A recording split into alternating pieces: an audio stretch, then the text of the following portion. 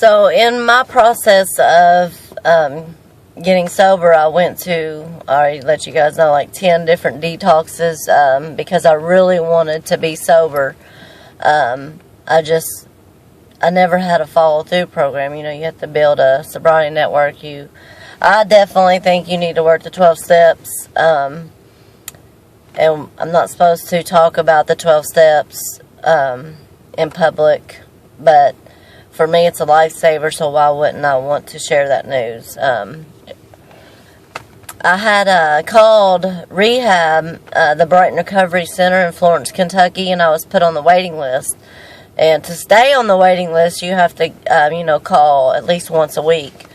Well, I was so desperate, I believe I called every day, and, I was still high when I was calling, but I wanted me back. You know, my family kept reminding me there was a different me at one time in my life, but being in active addiction, you forget who you were, sober, and you kind of lose sight of that person and the new you was born, a hot mess and miserable life being on drugs. So I kept calling every day, and I so remember talking to this one specific person. Sherry was on, and I didn't realize that was her until I got into Brighton and met her face to face. And I remember calling, and I was trying to make a backup plan because, like I said, I've been to detox like 10 times, and I kept getting out and failing. So I wanted a backup plan, and I was looking into the Vivitrol shot, which was a shot that you take, and if you tried to use on it, you couldn't get high, was my understanding of the Vivitrol shot. So I asked her, could I get the Vivitrol shot before coming in? She was like, once you work our program, you won't need that. And I thought, this woman is absolutely stupid. All I want is a backup plan. Why can't she understand? I just want to make sure I don't use. Because my mindset was, I'm hopeless. I'm not going to get sober and stay sober.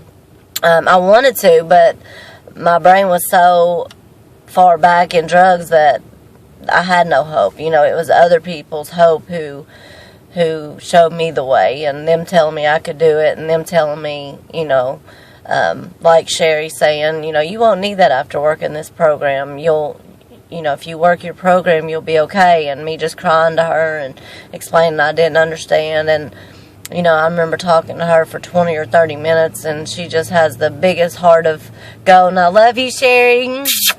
I don't know if you remember that because you took so many phone calls at the Brighton Recovery Center, but I know even through the phone I could feel your love and compassion for me, and how you gave me hope too. So thank you for that. And if you know anyone who's in active addiction and needs help, you can give them hope, because they don't have hope anymore. They lost that a long time ago. You don't want to enable them, but at the same time you want to let them know, I miss the old you, and you are so better than drugs, and you could do so much more with your life. And if it wasn't for my family and Sherry and other women in sobriety telling me those things until I believed them myself, I wouldn't be sitting here with almost 19 months sober.